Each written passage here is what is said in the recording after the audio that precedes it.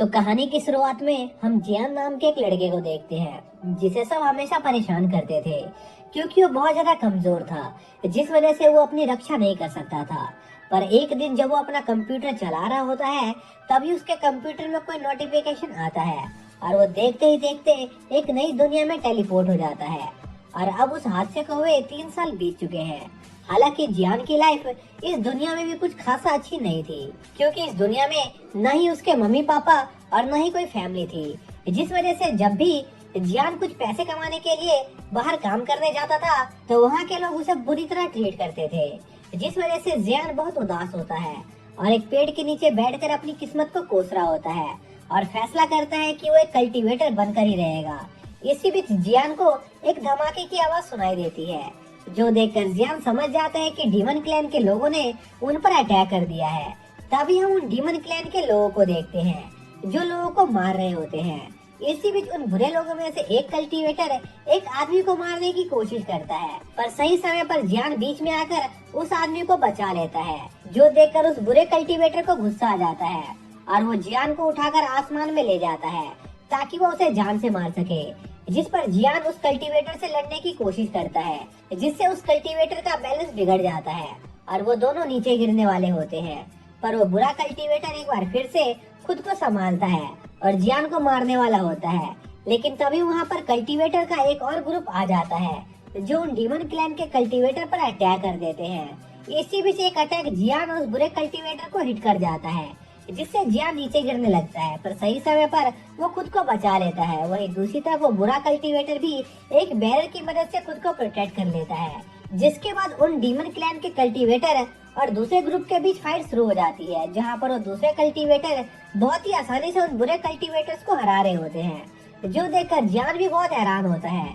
साथ ही वो उन कल्टीवेटर्स की पावर देखकर भी काफी ज्यादा हैरान था, इसलिए जियान आसमान में जोर से चिल्लाकर कहता है कि वो भी एक कल्टीवेटर बनना चाहता है। तभी जियान की आवाज एक ओल्ड कल्टीवेटर सुन लेता है और जियान के सामने आता है, जिसे देखकर जियान बहुत हैरान होता है। तभी वो आदमी जियान से कहता है कि वो एक कल्टीवेटर मास्टर है और जिन कल्टीवेटर ने उन बुरे कल्टीवेटर्स को हराया था वो उसी के डिसाइपल है। साथ ही वो ओल्ड मैन जियान को भी उसका स्टूडेंट बनने को कहता है, क्योंकि उस कल्टीवेटर को उसके एक मिशन के लिए बहुत सारे कल्टीवेटर्स की जरूरत थी।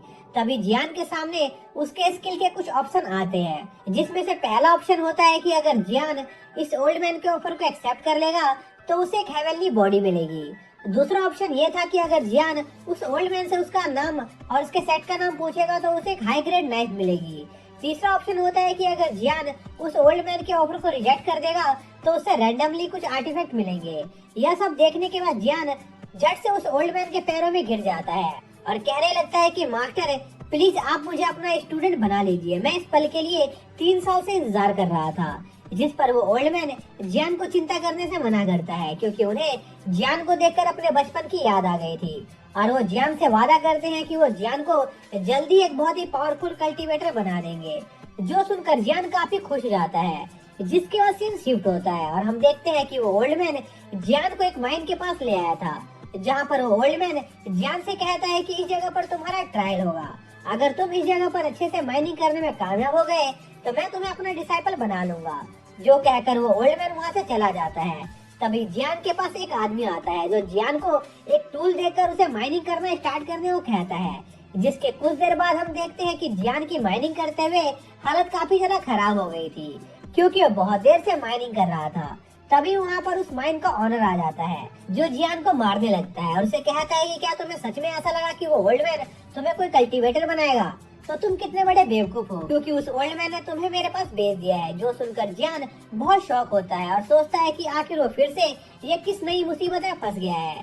तभी जियान के सामने फिर से 3 ऑप्शन आते हैं, जिसमें से पहला ऑप्शन जियान को उस ऑनर पर अटैक करके यहाँ से भागने को कह रहा होता है।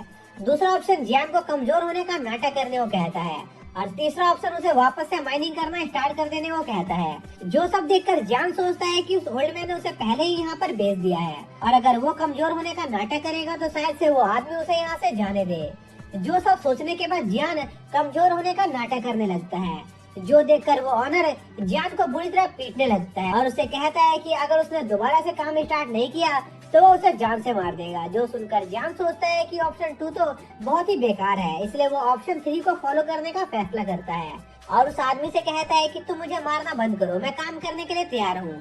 जिसके बाद जियान माइनिंग एक बार फिर स्टार्ट कर देता है, जिसके साथ ही जियान को उसके ऑप्शन 3 को चूज करने का रिवॉर्ड भी मिलता है, जिससे जियान के अंदर एक नई ऊर्जा आ जाती है और वो जबरदस्त तरीके से माइनिंग करने लगता है। जिसके बाद हम रात का सीन देखते हैं, जहाँ पर माइनिंग करने के बाद जियान आराम कर रहा होता है। तभी वहाँ पर कुछ लोग आते हैं जो जियान को उठाते हैं और उसे कहते हैं कि अभी सभी लोग सो रहे हैं और अगर वो उनके साथ भागना चाहता है तो आ सकता है। जिस पर जियान उनके साथ भागने से मना कर देता है, लेकिन तभी जियान के सामने वापिस से कुछ ऑप्शन आते हैं, जिसमें से पहला ऑप्शन माइन ओनर को सब कुछ बता देने का होता है और दूसरा वापिस से सो जाने का होता है और तीसरा ऑप्शन जियान को उन लोगों के साथ भागने को कह रहा होता है। जिस पर जियान उन लोगों के साथ भागने के लिए तैयार हो जाता है, लेकिन तभी हम अगले सीन में देखते हैं कि उस माइन ओनर ने जियान को एक खंभे से बांध रखा होता है और उसे खूब पीट रहा होता है, क्योंकि वो सब उस ऑनर का ही प्लान था। इसी में जियान सोचता है कि चाहे वो कोई सा भी ऑप्शन क्यों नहीं चुने, वो हमेशा किसी न किसी मुसीबत में फंसी जाता है। इसलिए जियान अब से फैसला करता है कि वो अब से ऐसा ऑप्शन चूज करेगा जिसमें सबसे कम रिवॉर्ड होगा।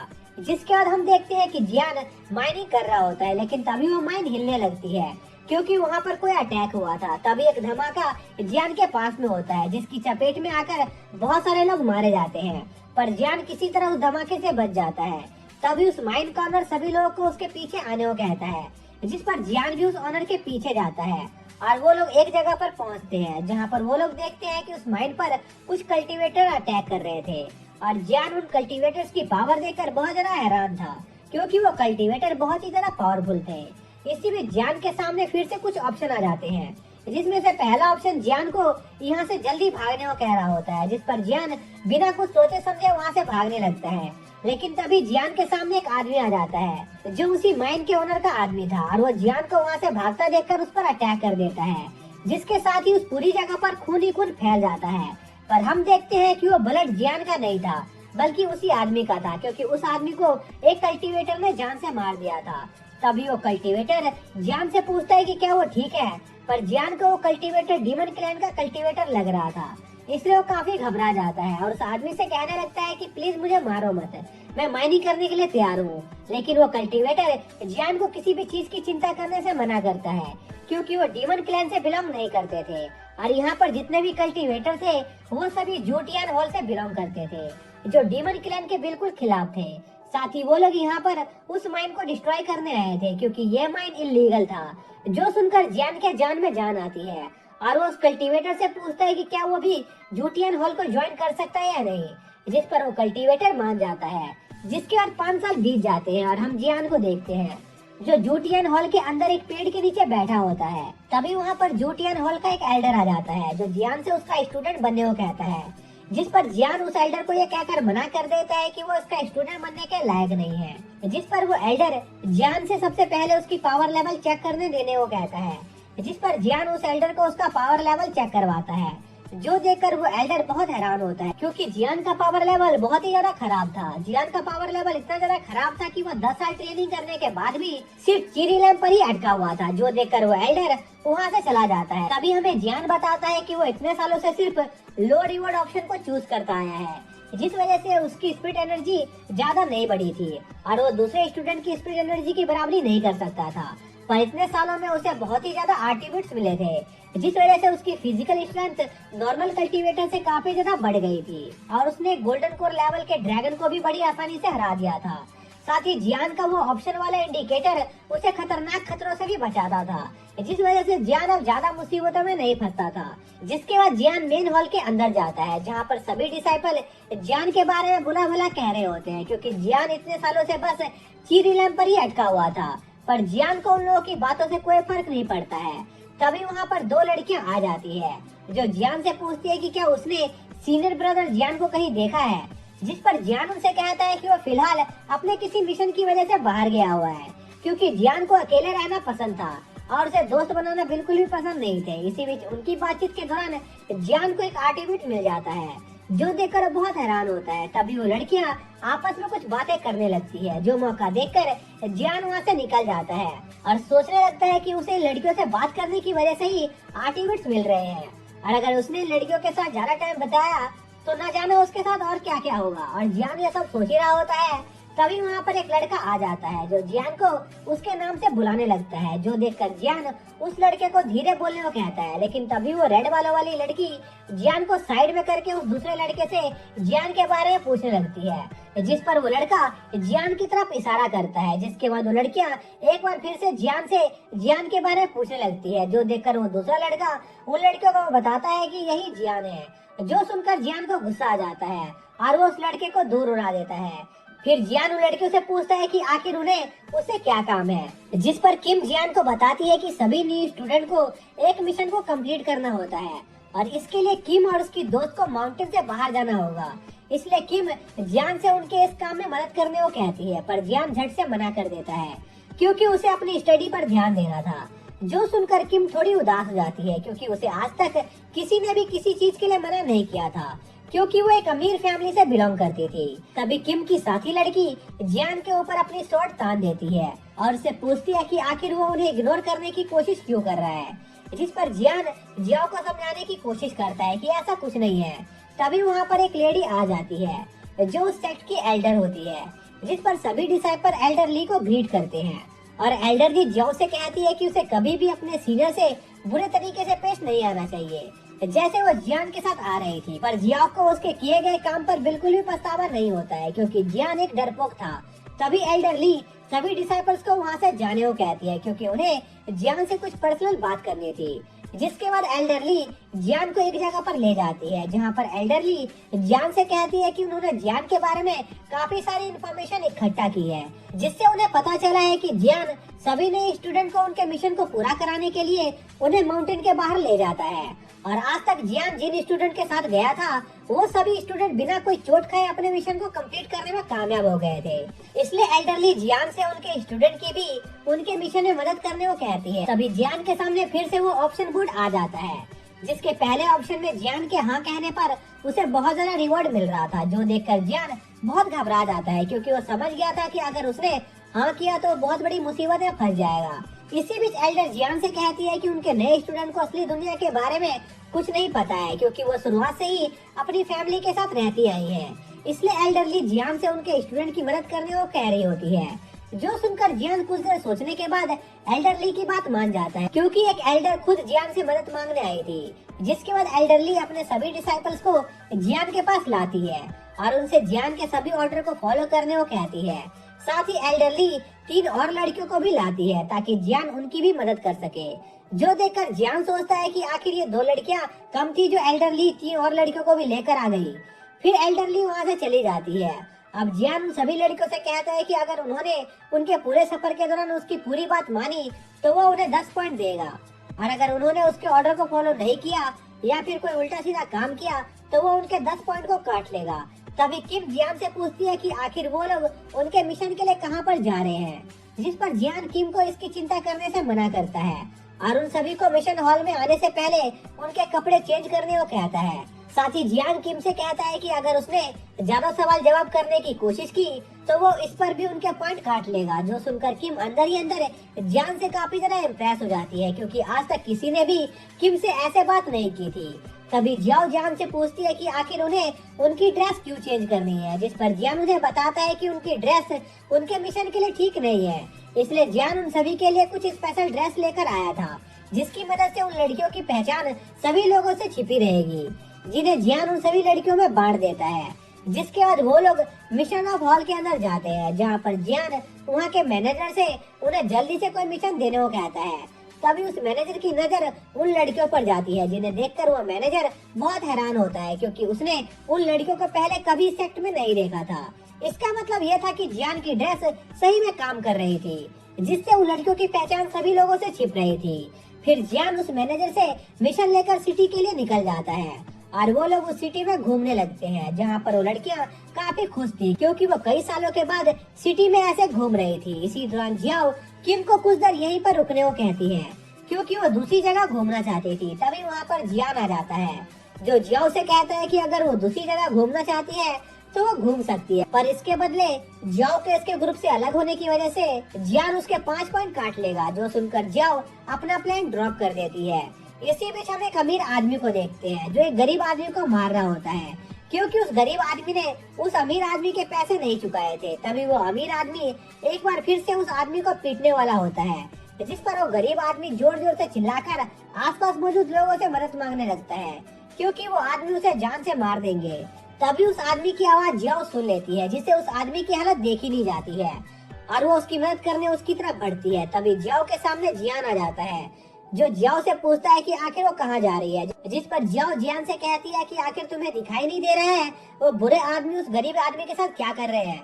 जिस पर जियान जियाओ से कुछ भी करने से मना करता है, क्योंकि उनका उन लोगों के मैटर से कोई मतलब नहीं था। जिस पर जियाओ जियान से कहती है कि आखिर तुम ये कैसी बातें कर रहे हो, क्योंकि हमारे जूटियन हॉल का उसूल है कि हम लोग बुरे लोगों को पीटकर अच्छे लोगों को बचाते हैं। जिस पर जियान जियाओ से पूछता है कि आखिर तुम्हें कैसे पता कि उन लोगों में से कौन बुरा है और कौन अच्छा। जिस पर जियाओ जियान से कहती है कि उन लोगों के चेहरे से ही पता चल रहा है कि वो कितने बुरे हैं। जो सुनकर जियान जियाओ से कहता है कि तुम कितनी बड़ी बेवकूफ हो जो लोगों के चेहरे से उनके कैरेक्टर को जज करती हो। और जियान ऐसे ही कुछ देर जियाओ को लेक्चर देता रहता है, जिस पर जियाओ अपना कान बंद कर लेती है। इसी बीच एक आदमी उन सभी को एक अलग सी नजरों से देख रहा होता है, जिसके बाद जियान उन सभी लड़कियों को लेकर एक होटल पहुंचता है और वहाँ के आदमी से उनके लिए रूम तैयार करने को कहता है। फिर वो आदमी जियान और उसके साथियों को रूम दिखाने ले जाता है और रूम देखने के बाद जियान उस आदमी को कुछ पैसे देता है, क्योंकि उसके स्किल बोर्ड ने उसे ऐसा करने को कहा था। पर उन लड़कियों को वो रूम ज्यादा पसंद नहीं आते हैं, क्योंकि वो लड़कियां काफी अमीर घर से बिलोंग करती थी। जिसके बाद जियान उन सभी को एक आम लोगों की तरह पेश आने को कहता है और अकेले बाहर जाने से मना करता है, क्योंकि ये भी उनके ट्रायल का एक हिस्सा था। फिर जियान उन सभी लड़कियों को उनके बेड में जाकर सोने को कहता है। इसी बीच हम जियाओ को देखते हैं, जो जाग रही होती है, क्योंकि उसके सर पर जस्टिस का भूत सवार था, जिस वजह से उसे नींद नहीं आ रही थी। इसलिए वो थोड़ी देर खुली हवा लेने घर से बाहर जाती है, जहाँ पर उसे एक ओल्ड लेडी दिखाई देती है जो रो रही थी। जिस पर जियाओ उस ओल्ड लेडी के पास जाती है और उससे पूछती है कि आखिर वो रो क्यों रही है। जिस पर वो ओल्ड लेडी बताती है कि उसके बेटे के वाइफ ने उसे घर से बाहर निकाल दिया है और अब उसके पास खाने और रहने की कोई जगह नहीं है। जो सुनकर जियाओ को काफी ज्यादा गुस्सा आ जाता है और वो उस ओल्ड लेडी से उसे उसके बेटे के वाइफ के पास ले चलने को कहती है, ताकि वो उसे मजा चखा सके। पर वो ओल्ड लेडी जियाओ को उन लोगों से लड़ाई करने से मना करती है, क्योंकि वो लोग बहुत ही ज्यादा खतरनाक थे। जिस पर जियाओ उस ओल्ड लेडी को यकीन दिलाती है कि वो भी बहुत ज्यादा ताकतवर है, इसलिए उन्हें उसकी चिंता करने की कोई जरूरत नहीं है। जो सुनकर वो ओल्ड लेडी जियाओ को वहाँ पर ले जाने को तैयार हो जाती है। फिर वहाँ पर पहुंचकर जियाओ गेट को नॉक करती है, जिस पर उस घर से एक लेडी बाहर आती है, जो असल में उस ओल्ड लेडी की डॉटर इन लॉ थी। तभी वो लेडी उस ओल्ड लेडी पर चिल्लाने लगती है कि आखिर तुम्हारी हिम्मत कैसी हुई इस घर में वापस आने की। जो सुनकर जियाओ को गुस्सा आ जाता है और वो उस लेडी से कहती है कि आखिर तुम में इंसानियत नाम की चीज है भी कि नहीं, जो तुमने अपनी मदर इन लॉ को ऐसी हालत में घर से बाहर निकाल दिया। जिस पर वो लेडी जियाओ को उनके फैमिली मैटर से दूर रहने को कहती है। जो सुनकर जियाओ उस लेडी पर अपनी स्वॉर्ड तान देती है। तभी वहाँ पर उस ओल्ड लेडी का बेटा आ जाता है, जो उन सभी को घर के अंदर आने को कहता है, क्योंकि वो यहाँ पर कोई तमाशा नहीं चाहता था। जिस पर वो लोग उस घर के अंदर जाते हैं, जहाँ का नजारा देखकर जियाओ बहुत हैरान होती है, क्योंकि वहाँ पर बहुत सारे गुंडे मौजूद थे। तभी उन गुंडों का लीडर सभी से कहता है कि उनके आज के डिनर का इंतजाम हो गया है, क्योंकि ये खूबसूरत मछली खुद उनके जाल में फंसकर यहाँ तक आ गई है। जो सब सुनकर जियाओ को कुछ समझ नहीं आ रहा था। तभी वो ओल्ड लेडी जियाओ को बताती है कि यह सब उनका प्लान था, ताकि वो उसे यहाँ तक ला सके। तभी जियाओ को चक्कर आने लगते हैं, जो देखकर जियाओ समझ जाती है कि उसकी बॉडी के अंदर किसी ने पॉइजन डाल दिया है, लेकिन उसे समझ नहीं आ रहा था कि आखिर उसकी बॉडी के अंदर यह पॉइजन गया कैसे। तभी उन आदमियों में से एक आदमी अपने साथी से पूछता है कि आखिर अब हमें इस लड़की के साथ क्या करना चाहिए। जिस पर एक आदमी कहता है कि पहले इस लड़की के साथ हम मजे करेंगे, फिर हम कल सुबह इस लड़की को मार्केट में बेच देंगे। जो सुनकर जियाओ काफी ज्यादा डर जाती है, क्योंकि उसे समझ नहीं आ रहा था कि आखिर उसे अब क्या करना चाहिए, क्योंकि वो पॉइजन धीरे धीरे उसकी पूरी बॉडी में पूरी तरह से फैल रहा था। तभी जियाओ को जियान की कही एक बात याद आती है कि जब कभी वो किसी पॉइजन का शिकार हो जाए तो उन्हें उस वक्त लड़ना छोड़कर भाग जाना चाहिए।